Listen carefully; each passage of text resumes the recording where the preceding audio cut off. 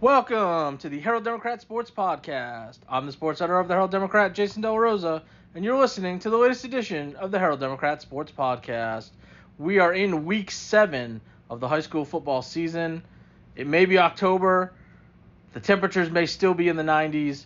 Things are heating up on the field as we get a lot of our teams back off a bye. Some teams are on a bye this week. We're at that point of the season where it's going to be mixing and matching the rest of the way. We won't have a full complement of teams on a weekly basis, but we have enough where there's plenty to talk about. What happened last week? What's going to happen? What does it mean? People will start clinching playoff spots. Maybe not this week, maybe not next week, but pretty soon. The end is in sight. We can actually see it as district play heats up across the area. And we'll talk about it here on the Herald Democrat Sports Podcast, which is sponsored by Frontier Golf Carts Texoma. Experience the thrill of savings to celebrate their new Denison location, proudly serving the greater Texoma area, where they're launching with the lowest prices of the year. This marks an exciting new chapter in the 11-year history of Frontier Golf Carts as they expand from the original location in Salina. For their grand opening, come see the awesome collection of new carts with up to $1,500 off, including the 2024 Frontier EV Lightning F4 with all seats facing forward. New lithium battery-powered golf carts with backup cameras and touchscreen entertainment start at $7,495. Visit frontiergolfcarts.com or check out their Facebook page for the latest specials. And if you would like to sponsor the podcast or you know someone who would like to join Frontier Golf Carts in sponsoring the podcast, you can contact Renee Marler at rmarler@cherryroad.com. So you guys know the deal on the podcast. We start at the top. We work our way down the bottom. We'll discuss the people who played last week. We'll talk about the people who are back in action. We'll do it from the top to the bottom. We'll start like we always do with the Sherman Bearcats in their District 5 5A Division I contest this Friday, 7 o'clock at Bearcat Stadium as they host Frisco. Sherman is 2-4 and 1-3 in district play after they lost 49-24 against Frisco Heritage, while Frisco is also coming off a loss 27-24 against Frisco Lone Star, and they are 2-3 overall and 1-2 in district play. And it is a jumbled mess near the bottom in the bottom half of those standings. It seems like every week, up and down, back and forth. Sherman, unfortunately, the victim of that this last week. We talked about how they had gone from 9th place to a tie for 5th place because of their win against Frisco Centennial at home a couple weeks ago. They were unable to keep that momentum going in the loss to Heritage this past Thursday, 49-24. A game where, again, they have this first half issue that got them in the first couple of district games and got them in the non-district finale against Rock Hill. It's 14-7 after the first quarter. It's 21-10 in the middle of the second quarter. It's manageable. It's not great, but it's manageable. And then Frisco Heritage scores twice in the final 5 minutes to go up 35-10, and then it gets to 49-10 early in the fourth quarter before Sherman tacks on a couple of touchdowns at the end to fashion the final score. Micah Hunt, 3 catches for 68 yards and a touchdown. Randy Nelson, 2 catches for 35 yards and a score. Caden Golston had 8 carries for 33 yards and a touchdown. Brendan Mendoza kicked another field goal, this one for 38 yards. 2 quarterbacks with touchdown passes. Caleb Orr had one to Hunt in the first quarter. A.J. Carney had the one to Nelson in the fourth. And unfortunately, again, it's a situation where you have this sort of roller coaster. And so now Sherman is tied with Centennial for 7th place, and they've got some teams to climb over once again. If they had won this game and had gotten to 2-2, they'd be tied with Frisco Wakeland for 4th place, taking on the team right behind them in the standings, which is Frisco tied with Heritage, and they would be above the jumble. Now they're back in the jumble, and they've still got a chance. It's a much tougher road than it would have been had they gotten to 2-2. But again, they play Frisco, who's in front of them. They play Wakeland, who's in front of them. They have Lebanon Trail, who is behind them. So they have a chance to make up ground, but they got to start getting going because they're starting to run out of games because they still have their bye. So they've got one less game than a lot of other people. But this district has shown it doesn't matter. There's a jumble every week, and people seem to ride the elevator up and down depending on the week and the matchup. Frisco's played some tough games. The game against Lone Star, 3-point loss. Their last 3 games in total have been decided by 9 points. They've gone 1-2 in those games. They could easily be 2-1. They could potentially be 3-0. So it says that they've played the close games. They've had tougher luck than good luck in those games. So if we were to see a close game on Friday, it would not surprise me. But Sherman's got to find a way to get back in the win column. We thought they were in a good position, and they were in a good position. Unfortunately, they weren't able to carry that momentum on the short week, going down to play Frisco Heritage. So a big game at home for the Bearcats. 7 o'clock on Friday in 5-5A Division I action against Frisco. You don't want to say it's a must win, but I think for a lot of people in this district, especially because you have 5 teams that are under 500. It's a big game for all of them, and some of them are going to come against each other, and they're crucial. And the Frisco-Sherman matchup is an example of that this week. So we'll see what happens in that game at Bearcat Stadium on Friday night. One of the teams that didn't play last week that has a game this week, the Denison Yellow Jackets. They return to action in District 4, 5A Division 2, 7 o'clock at Munson Stadium, back after the bye. I would like to think that, unfortunately it came for the right time for a team that is sitting here at 0-5 overall and 0-3 in district play, that they just needed a break. They just needed to focus on fundamentals, to tweak some things, get some guys healthy. It's been that way the last couple of weeks, but some guys, some guys came back in the last game before the break in that loss to Walnut Grove. So they've gotten limited snaps as they try to work back from injuries. So I think you will see a better effort as they host Frisco Memorial, who is 1-5 and 1-3 in district play after they lost against Walnut Grove 64-24. And the end of that game, the end of the matchup between Walnut Grove and Denison, going into that bye, we saw a positive finish. They played well in the second half. Hopefully that is something to build on. They've got 2 winnable games in Memorial this week and Frisco Liberty next week, which I believe is a short week. They play next Thursday, and those 2 games are winnable. You get to 2-3, see where things stand. Obviously, it's going to be very hard to come up from the bottom. The top 4 seem to be in place. Walnut Grove and Lovejoy are both 3-0. Melissa and Emerson are both 3-1, and Independence is sitting at 2-2. Then you have Anna is 1-2, and then Memorial is 1-3. But at this point, best foot forward. Hopefully the bye week did them well, and they've got, like I said, they've got a chance to win a couple games here the next 2 weeks. Denison trying to avoid an 0-6 start for the first time since 2010. And if you want to play the transitive property game, Memorial's only win was 20-17 against Frisco Independence. Denison lost to Independence by 2. So if you those people that pick games and want to predict scores and rankings and ratings and all that sort of stuff would probably have Memorial as a touchdown favorite just based off of those numbers. But it is at home, and I think Denison coming off the bye is in a good spot to get some things going. So we'll see what happens. Again, at 7 o'clock on Friday in that 4-5A Division II game between Denison and Frisco Memorial. Dropping down to the 4A level for Van Alstyne, making a road trip to Sanger for District 5 4A Division II action. This is a 7 o'clock start down in Sanger.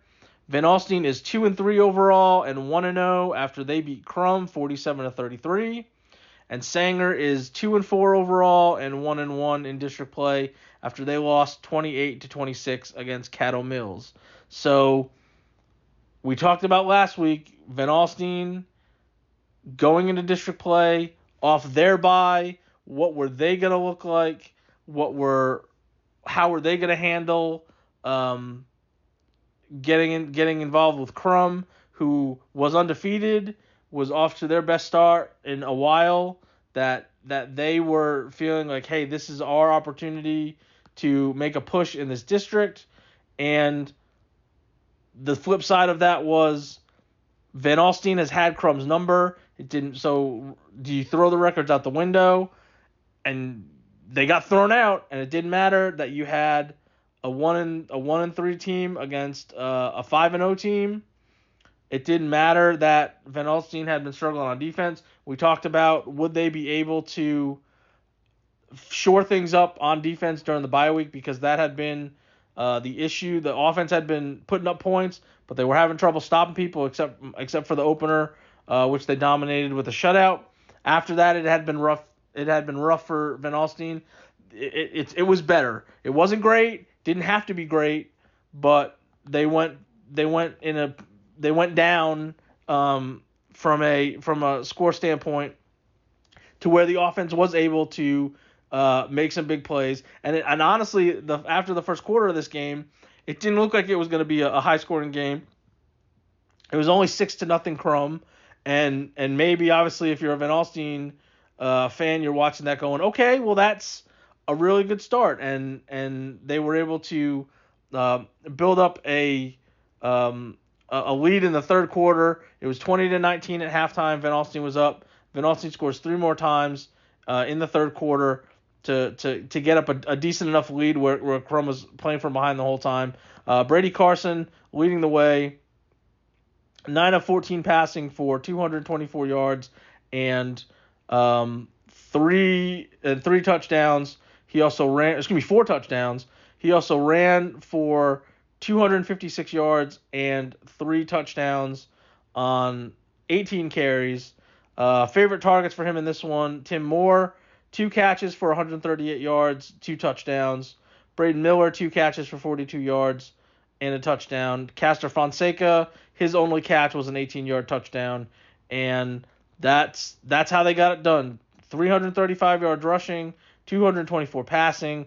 So the offense continues to get going, and like I said, they did enough against a Crum team that was off to an undefeated start, that had put up some really good numbers against some other people.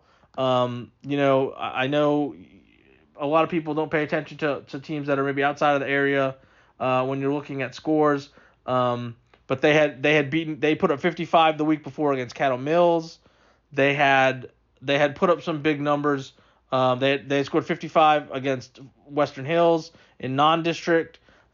So they were capable of putting up points. That was not like this was their season high or anything like that. So a better effort from the defense, and you're able to get that win.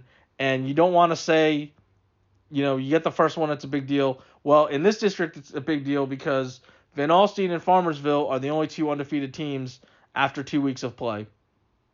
Now, Farmersville had the bye last week, so that's why they're also a game off. I don't want to say if maybe it's a surprise or not that the 2 teams that are undefeated are the teams that have already had the bye.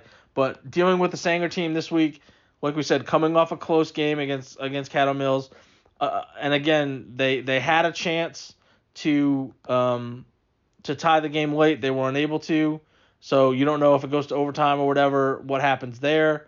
They were able to win big in their opener against Bonham, which I think a lot of people probably thought that they would be. They're probably where they are 1-1, because I think a lot of people thought Caddo Mills was at least a playoff team in this district. So the big thing with them, they've already won as many games as they did last year, so they know they're better. They've already had success in district, so this has a chance to be a shootout. They've had a lot of those games we talked about with Sanger. They took Pottsboro down to the wire in a game that was 42-35. They beat Community to in one of their non-district games, 58-57 before they played Gunner. Obviously, that's the one game there that is not as close when they played them to close out non-district play.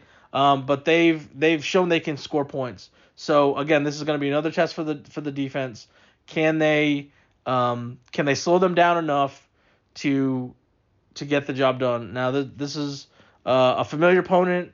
They beat them last year. It was at Van Alstyne last year. It was not a close game last year, but I think Sanger has shown that they're better, and so you've got a chance to get to 2-0, and you don't face Farmersville for a couple weeks, so that showdown is a little off. But you've got a chance to match them and kind of stay above the fray because you have Sanger, Crum, Caddo Mills, and Gainesville are all sitting at 1-1, and you're going to have to play all of them except for Crum. So it would behoove them to kind of find a way to stay above the fray, and if they're gonna be in the mix for a district title, getting to 2-0 would be a really good start. Just based on the fact that Sanger's one of those teams right behind them, and then the other games on the schedule, Caddo Mills and Gainesville are playing each other, and Bonham and Farmers will have each other. So I would assume Farmersville is going to win. I would assume Caddo Mills is going to win. So it's a big swing game. And I will say about this district last year, there were a couple of weeks where you were like, where did that score come from? So you never know in this district, and like I said, there's a couple of new teams in the mix, so you don't know how that's going to affect things. But Van Alstyne off to the good start, winning that game, taking care of business against a team that they have taken care of business against. Now can they do it against Sanger with that trip down there, 7 o'clock on Friday in District 5 4A Division II action. All right, dropping down to the 3A level. We have two teams that had really nice wins. Things are shaping up sort of the way we thought in District 6 3A Division 1. And the first game that we will talk about is the big one on the schedule because there's only 3 undefeated teams left in this district, and 2 of them play on Friday night at 7:30 as the Pottsboro Cardinals go down to Palmer. Pottsboro 6-0 overall, 2-0 after they beat Dallas Madison 48-23. And Palmer is 4-2, but they are also 2-0 in district after they won 43-10 against Pilot Point. So when we talked about this district before the season, we said we don't know a whole lot about the Dallas ISD schools, what's down there and south of us, but the feeling is when you look at this district, the top 3 teams were Pottsboro, Whitesboro, and Palmer. And we don't know how they're going to finish. We think those are the top 3. And lo and behold, after a couple weeks of district play, those 3 are the 3 teams that still are undefeated. Pilot Point sitting at 1-1, and then A+ Academy, Life Oak Cliff, and Madison don't have a win in district play yet. And I will point out that of those 4 teams at the bottom, their overall records are 1-5, 0-5, 1-5, and 3-3. Life Oak Cliff is 3-3. So this is the first big challenge, and we've talked about I get to look far ahead, and I get to look at the schedule and see kind of how it is woven together. And Whitesboro, Pottsboro don't play till the last week, so pending how things go between Palmer and Whitesboro and Pottsboro and Palmer, we don't know what that's going to mean until the very last week of the season. But this is a big one right off the top. Pottsboro continuing to roll. And the 48-23 score is not indicative of how this game went because it was 48-10 after 3 quarters, and Madison scored a couple of touchdowns in the final 4 minutes to get it to 48-23. So it wasn't really that close at all. It was 34-3 at halftime. And again, Caden Humphrey leading the way, 11 carries, 140 yards on the ground, as well as 3 touchdowns, and passing wise, 7 of 11 for 87 yards, had 3 touchdowns passing, so 7 touchdowns total that he had a hand in. Carson Nix with 15 carries for 102 yards and a touchdown. Leading the way receiving, Xavier Brady, 3 catches for 45 yards and 2 touchdowns. Garrett Doris had 2 catches for 28 yards. Carson Butcher's lone catch was a 4-yard touchdown when they were about to punch it in, and he was the recipient of that one. And again, just a really strong performance. It's hard to tell, even with, you don't want to say the garbage time, where Madison, like I said, Madison scored 3 touchdowns in the second half. They still only had under 250 yards of offense, had a couple turnovers, and again, Pottsboro, even though it's a new opponent, getting into this new district, they continue to have a really strong performance. This is obviously going to be the first test for them in this district. I think, again, there's only 2 teams that really are going to be a test, and this is a big one right here. Palmer has first again. I think we mentioned Palmer in the past. They have played some local people. They've moved up in the realignment, so they are familiar to some of our lower level Division 2, 3A teams, because they're usually in the playoffs. They've made they're going for a 7th straight playoff appearance. They are, like I said, perennial with a winning season, with having success, and so I don't want to say that they don't think that they can compete with them, because they can. Obviously you have to look at opponents and strength of schedule and stuff, but the scoring per game for Palmer, the defensive effort points per game for Palmer is very similar to Pottsboro. I think obviously their side knows what this means. You look at the standings. I think both these teams know we're going to the playoffs. Are we going to go as the 1 seed, the 2 seed, or the 3 seed? And this is the big one to determine the first step in that. Obviously, having to make a trip down to Palmer, not ideal. But this is a big one. This is one of the bigger ones for our area teams this week, just based on what it means and what it could mean by the time we get to the end of the regular season. So, Pottsboro Palmer is one of the big games in 6-3A Division 1 Friday night at 7:30. And the other game from this district, obviously, that we care about, the Whitesboro Bearcats, they are going to Dallas Madison for a 7 o'clock start on Friday. And they are the other undefeated team, because after they had the bye, they came off the bye in a big way. And they are now 3-2 overall and 1-0 in this district after they won 70-22 against Life Oak Cliff. They put up the most points in school history, breaking the mark of 69 that they set in 2022 against Ponder. And Dallas Madison is 1-5 and 0-2 after they lost, obviously, 48-23 against Pottsboro. So a lot happened in this game for Whitesboro against Life Oak Cliff. It was 53-14 at halftime, and got scoring in a lot of ways. They did a lot of good work on the ground. 321 yards there. They also threw for 134 yards. Colt Fagan did that, 9 of 18 passing for the 134 yards. Had 2 touchdown passes. Both of them went to Braden Bomar. He finished with 5 catches for 97 yards and those 2 TDs. He also had, on defense, 3 interceptions, 2 of which he brought back for touchdowns. One was for 50 yards and one was for 92 yards. So they got offense, or they got points from the defense. And then from there, it was kind of spread around.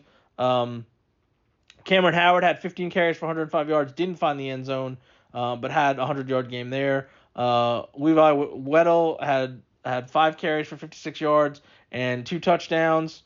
Camden Stevens had a touchdown run. Fagan chipped in on the ground, 12 carries for 93 yards and 2 scores there. And they really shut down the Life Oak Cliff running game, held them to 47 yards. Obviously, getting behind by as much as they did, Life Oak Cliff decided to throw. They threw it 55 times. They ended up with 347 yards there. They did hit a big touchdown pass in the second half. But again, a really good start. We wondered about Whitesboro.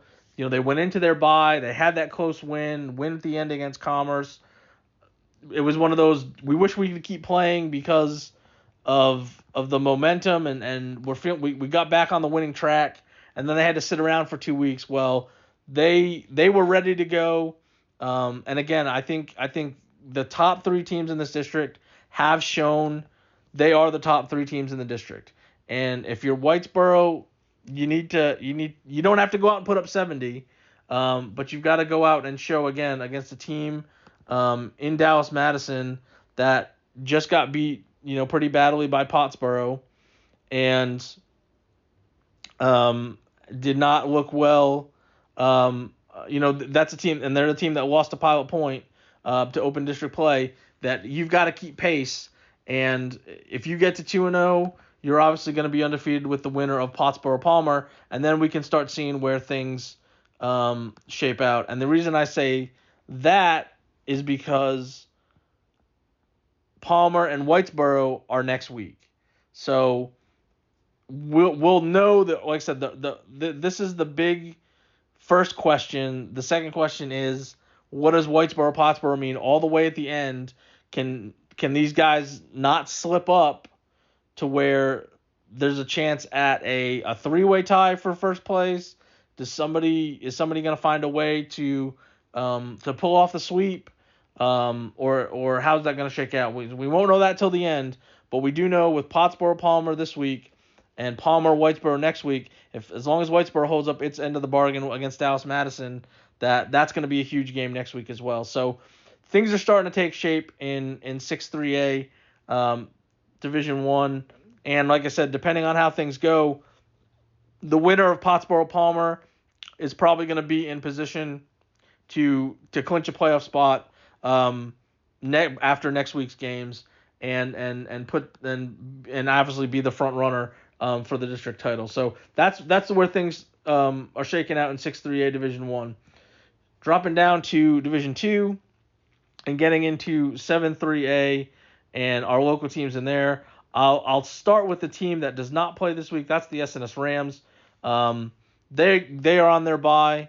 They're coming off a 55-6 loss against Blue Ridge, so they are sitting at 0-6, and they are 0-2 in district play. Blue Ridge, that was their district opener. They're 4-1 and 1-0, and that's big for them because again, there's only a couple of undefeated teams in this district, and we'll talk about them here in a second when we talk about some of these other games.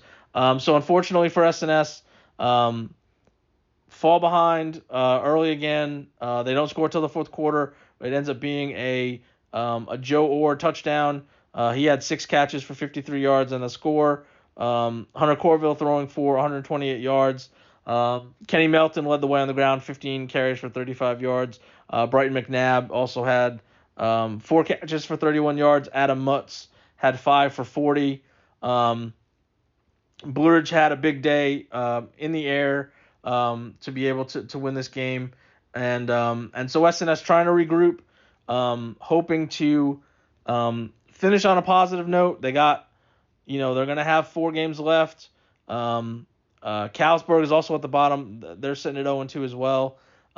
So you're hopeful at the very least, if you're the Rams, that you can maybe sneak a win, that you can get some positive momentum, play some people tough down the stretch, as you try to build towards next year. But obviously, frustrating way to go into the bye. And again, I think we've talked about them all season about, the offense has been better. It wasn't obviously in this game, but the offense had been better compared to last year, and you could kind of see that progress. But the defense has obviously had its struggles. Gave up 56 to Howe to Open District. You give up 55 this past week, 65 the week before against Rivercrest. So obviously some work to do for a new coaching staff and not a ton of new players, but there are some fresh faces, some underclassmen that are unfortunately taking their lumps. So SNS is on the bye. When they come back, They will take on Leonard at home next Friday. So they'll have a couple weeks to get ready for that one. The other games in this district, the biggest game, if Pottsboro Palmer it's definitely up there. But when you have an all local matchup, we've got a couple of them. So I think Pottsboro Palmer might be third on my list of games this week. This one might be second. We still I think the number one game is coming up, but this is a huge one as well. With Bells hosting Howe. So both teams are 3-3 overall. Both teams are 1-1 in district play here in 7-3A. Bells won last week 28-13 against Callisburg. Howe lost a tough one, a close one, 28-21 against Leonard. And this is a huge swing game in this district because Leonard is 2-0. Gunner is 1-0 because they had the bye. So we'll talk about them here in a second. Blue Ridge is 1-0. They started with the bye and then won the last week. And Callisburg and SNS are 0-2. So right now tied for fourth place, Bells and Howe. The winner of this game has the upper hand for a playoff spot, and so it's huge. It's a huge swing game. So whoever loses this is going to be in a tough spot to try to, you don't want to say win out, but they've got to find a way to get a tiebreaker or get into a three-way tie. So huge swing game here. Bells wins last week, like we said, against Callisburg, in a game that was a hard-fought 20-13 score at halftime. Bells doesn't score till the fourth quarter to get a little insurance there. Bryson Thompson, 17 carries for 132 yards and 2 touchdowns. Jadarius Washington, 6 carries for 41 yards and a touchdown. Jackson Brown catches a 66-yard touchdown from Easton Branham. That obviously, as people who watch Bells know, that was, of course, the only completion of the game. And the defense does a really good job against Callisburg, holding them to the shutout in the second half, and they get back on track after the rough loss to Gunner to open district play. But again, this is what Bells has done to the people in this district. They've lost to Gunner, and then they take care of business against other people. Obviously, this was a much closer game, and to have it be in the balance in the second half. Bells is dealing with some injuries. They're relying on some guys that were not in the lineup, especially on the offensive side at the beginning of the year. But they're finding a way. They're, like I said, they're grinding it out.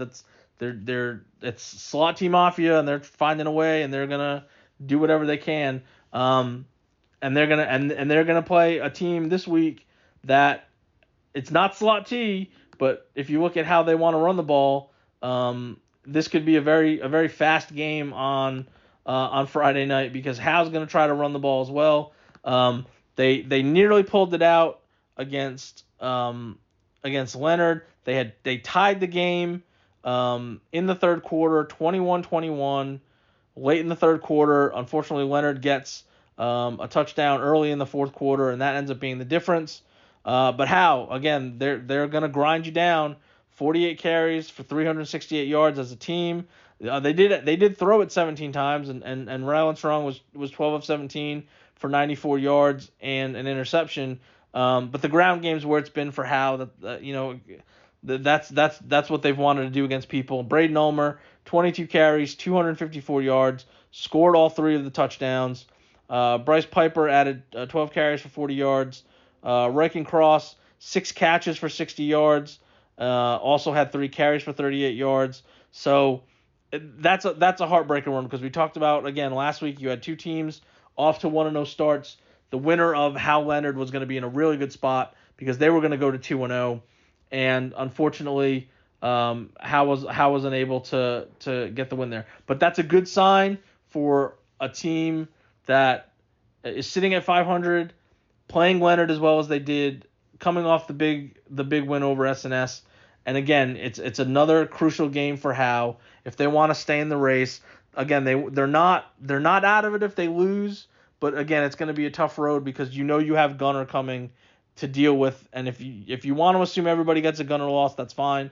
But that would give you 3 losses, and you've got to find a way to stay in the mix. So it's a huge game in regards to that. So that's obviously the one that everyone I think is going to be looking at for this district to kind of see how things are going to shake out there, because the other game in this district that involves an area team is the Gunner Tigers, who, like we said, they're coming off their bye. They are 3-2 and 1-0 overall in district, and they're playing Callisburg. We just talked about them. They're sitting at 2-4 and now 0-2 after that loss against Bells. And so obviously we talked about Gunner getting back on track the last two games, scoring in the 40s, holding teams to single digits. I'm sure a lot of people are expecting that to happen in this game, and so that's why the Bells and Blue Ridge Leonard is the other game in this district. Obviously, if SNS has the bye, one of those teams is going to get a loss, and that's a big swing game as well. But obviously, it's a little out of our area, so we'll see what happens in that one. But you have a Gunner team. Again, I think the bye came at a very good time for them. They're still working some guys back from injuries of various degrees. Not that they may need them for another couple of weeks, but obviously to get guys back on the field, get them whether it's limited snaps, whether it's their regular snaps. I think that's obviously only going to serve them well. If you wanna throw it out there, I will. The only time Callisburg has beat Gunner was back in 1989. Gunner has won 9 of the 10 meetings. The last time they played was in 2019, so it's not really relevant to this group. And, of course, Gunner is on the 51-game winning streak in district play, and only one of those games has been decided by single digits, and that was all the way back in 2015 in the third game of this streak. So Gunner has beaten all the district opponents since then, and all but one of them have been by double digits. And so Gunner's going to look to continue both of those streaks as they host Callisburg in 7-3A Division II action on Friday night. So now dropping down to 2A. This is the game. This is the number one game on the schedule this week. It has serious implications in this district. It is the White Tigers hosting the Tioga Bulldogs, 7 o'clock in 6-2A Division I action. And you have White coming off their bye, 5-0, 1-0 in district play after they opened against Tom Bean and beat them by the 21-17 margin. And if you want to play that game, Tioga, 4-2, 2-0 in district play. They just beat Tom Bean last week, 56-12. Now, we'll talk about the Tioga side first because obviously they played last week. That's the game I went to because Denison did not play and Sherman was on Thursday. And I hadn't seen Tom Bean in a while. Saw Tioga at the beginning of the season, and it's an all-local matchup. I said that's the game I want to go to. And at the half, it's 22-6. It's I don't say a defensive struggle, but it was probably what you thought that game might turn into. Rocky Urich was back at quarterback for Tioga after missing a couple games. That was the big thing with them coming in. They were essentially on their third and fourth quarterback with Austin Norwood and Johnny Dorpinghouse sort of switching off and taking the snaps. Maybe they weren't going to throw with them, but run after getting the snap. The big question was when was Urich going to come back? He comes back in this game and gets the offense humming along, like it was before he left. 25 of 35 passing, 459 yards, 5 touchdowns. Also ran for a score. Jake David, 97 yards and a touchdown on 7 catches. Austin Norwood, 4 catches for 88 yards and 2 touchdowns. Greeley McAden's lone catch was a 79-yard touchdown. Dorpinghouse, 7 catches for 79 yards. Sam Mott, 77 yards and a touchdown on 3 catches. Gage Anderson, 4 catches for 59 yards and 6 carries for 65 yards and a touchdown. And Tioga blew this thing open in the second half. Tom Bean had gotten it to 22-12, scoring on the opening drive of the third quarter, and it took almost the whole first half of the third quarter, and you're like, okay, here we go, 22-12, 10-point game. They just chewed up a bunch of clock with a long drive, and then Tioga holds Tom Bean scoreless for the final quarter and a half. They get 2 more touchdowns in the third. They get 3 touchdowns in the fourth, including Justin Arrington returning an interception, 83 yards for a score in the final minute to kind of extend that a little bit. But it was 49-12 going into that final drive for Tom Bean. And so you have a Tioga team that we talked about before this district started. They have won at least a share of the district title the last 2 seasons. They've now won 11 of their last 12 district games, and they are assuming that they're going to be in the mix again. They have a lot of people back from last year. The injuries had been the biggest question mark, and I hate to say that about a lot of teams in our area, but they are one of the teams that again, they've started to get guys back. Every week you see, guys returning in the box score, or for me to see them last week, guys returning back on the field that had missed a week or 2 or more than that. And this district is split almost, it can't be split down the middle because it's an odd number of teams, but it is essentially split down the middle. Tioga and Alvord are both 2-0. Wolf City and Whitewright are both 1-0. And then Tom Bean, Trenton, and Nacona are both 0-2. So Tioga's in a good spot. I think the 4 teams that are off to the starts they are, I think the only question last week was the Whitewright Tom Bean matchup. I think everybody thought Wolf City might be in the spot. I think people thought Alvord would be in the spot, even though they were 0-4. They've been a perennial playoff team in this district. And so we're kind of where we thought we might be. The situation with Whitewright, again, how does a team handle success? How does a team that opened district play against its rival, won a close game, won a tough game, come down to the final minutes, and then has to sit around for a week before getting back into action and getting back to getting ready for an opponent, hearing about all the success, hearing about how great they are, and 5-0 is 5-0, and 1-0 is 1-0. But again, now you're officially, in this mix. You're in this race. This is a team that was 2-8 last year. They're about to triple their win total. It's all uncharted territory, and they've got obviously the 3 teams around them fighting for a playoff spot, fighting for a district title, starting this week with Tioga. So it's one of those deals where, you win that game against Tom Bean, you want to get right back out there and play somebody in the next week. Let's go. We're kicking butt and taking names. So that's going to be the interesting thing about Whitewright in this one. Again, with each passing week, they've shown they've been able to handle it. The Tom Bean game was their toughest game to that point. They made the plays. They were able to win the game. Now I think, again, just looking at, if you want to compare scores, Tioga is going to be their toughest opponent just based on what Tioga did to Tom Bean. So can they rise to the occasion again? Can they make the plays when they have to? It's at their place. I'm sure everyone's going to be super excited to get back out there and have a really good crowd for a really key game. And so that's going to be interesting for Whitewright just to get back on the field. Does it take them a little bit to get going because they've been off for a couple weeks? But again, that's a huge game. It's going to go a long way towards deciding the pecking order in this district. It's going to be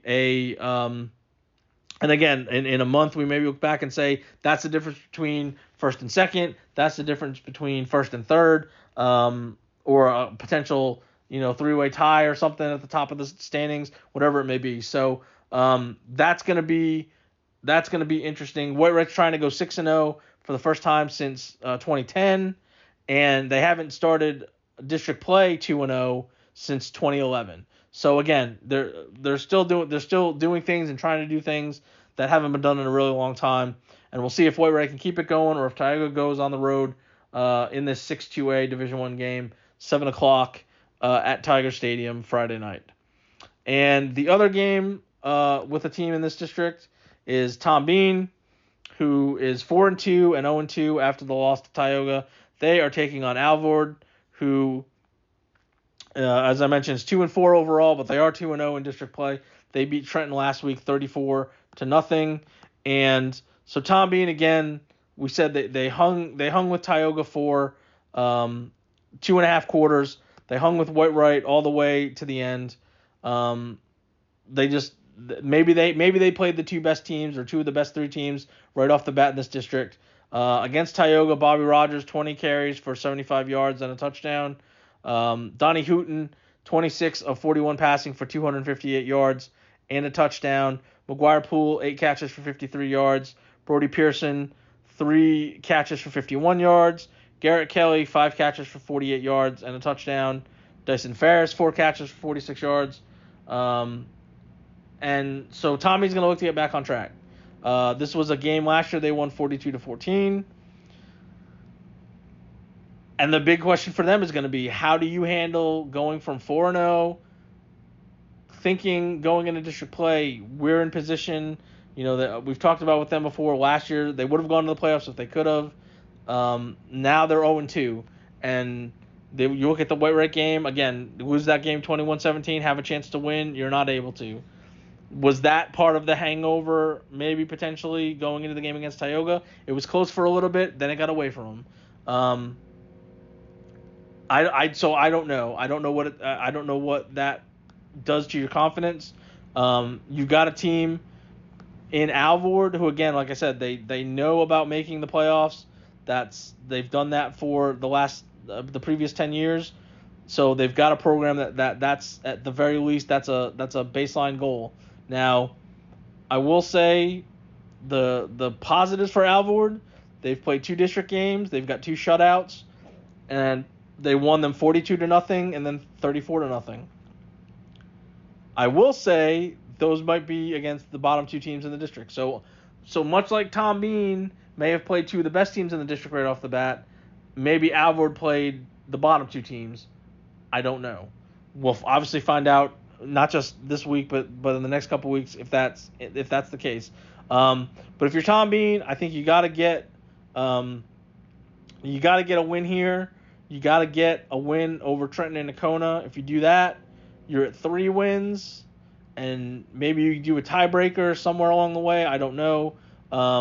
Wolf City's obviously going to be tough. They're off to a really good start, sitting at 4-1 with some good peripheral numbers. But I don't know if you can lose to Alvord this week and then stay in the mix, because you've got all these teams in front of you, and if Whitewright is the team that loses in that Tioga-Whitewright matchup, you don't have the tiebreaker over them. So you've got to find a way to either leapfrog them or have them drop below you in the standings. So this is a crucial game for Tom Bean, and we'll see what they can do with Alvord coming to their place 7 o'clock on Friday for that 6-2A Division I game on Friday night.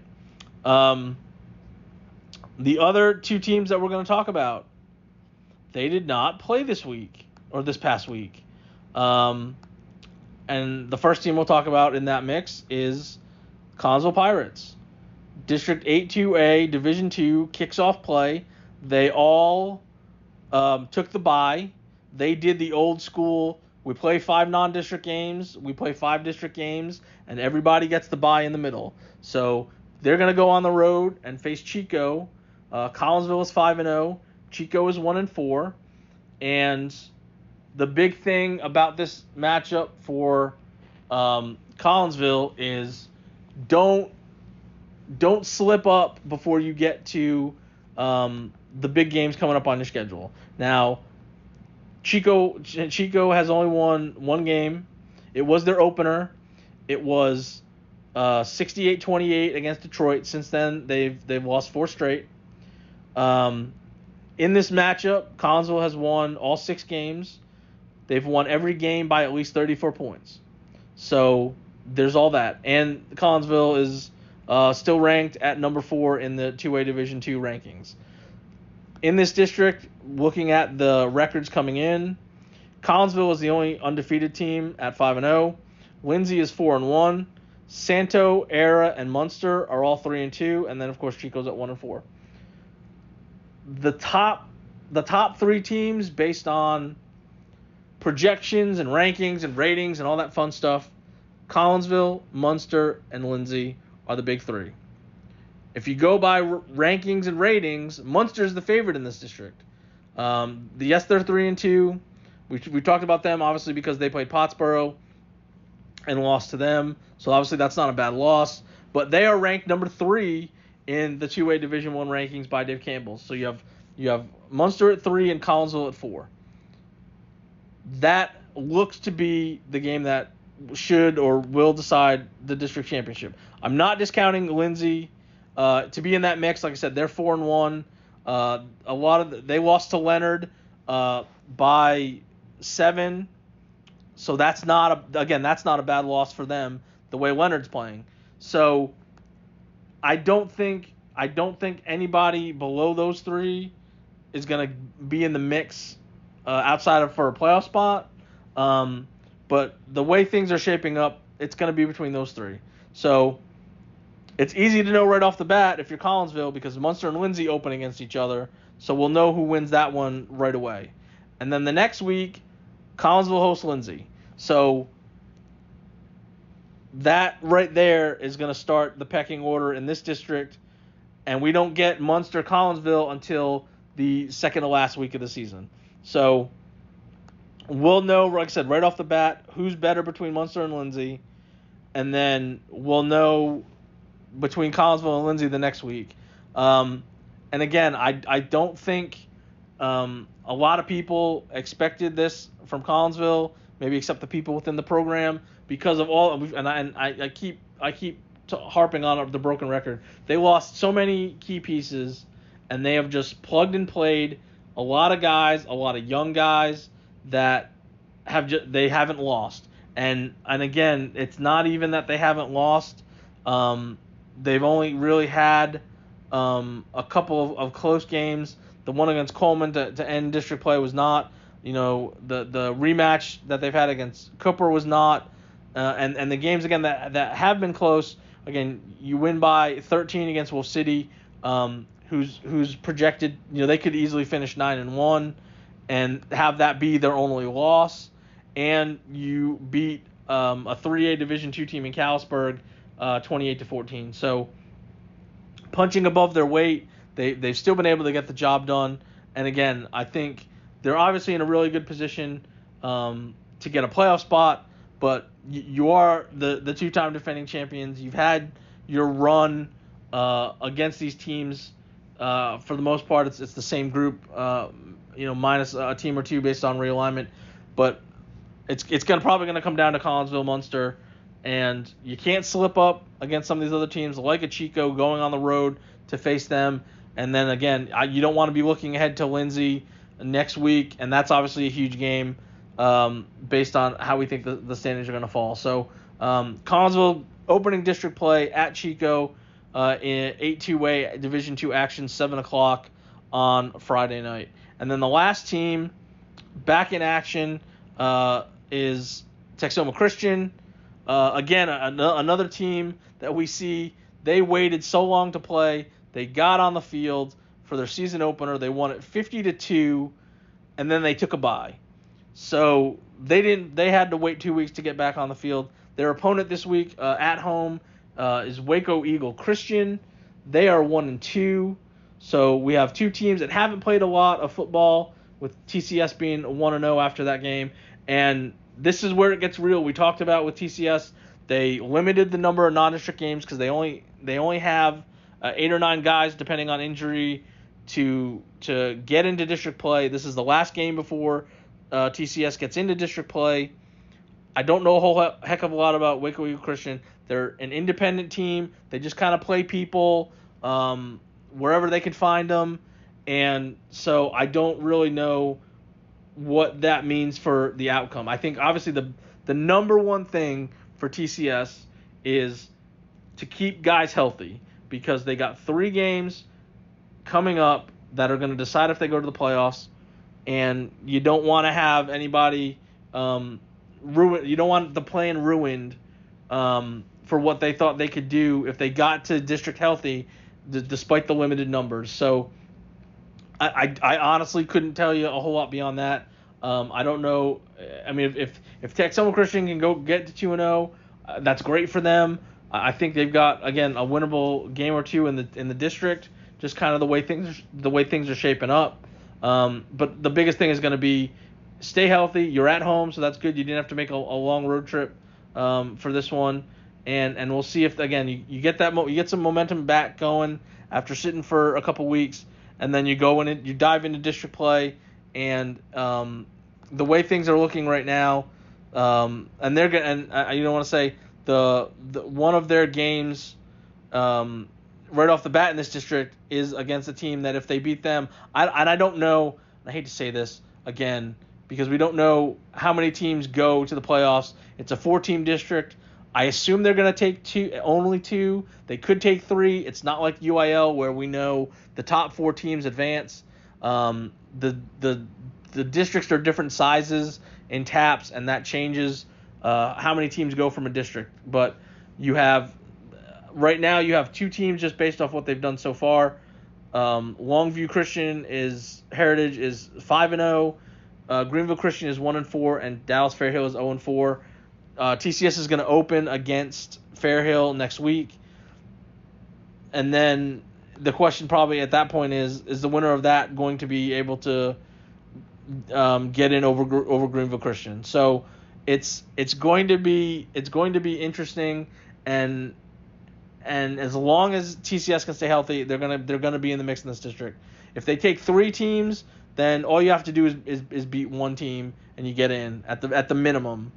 And so we'll see what Waco Eagle Christian can bring to TCS for their game at 7:30 on Friday night as TCS closes out non-district play. So that's where we're at. Week 7 is here. It's got a whole lot going on. So that's it for us here on the podcast. Thank you for tuning in. Try to stay cool. Maybe we'll have only one more week of kickoffs in the 90s as we approach the middle of October. So whatever game you're going to, have a great time. Enjoy it. And we will see you next time here on the Herald Democrat Sports Podcast.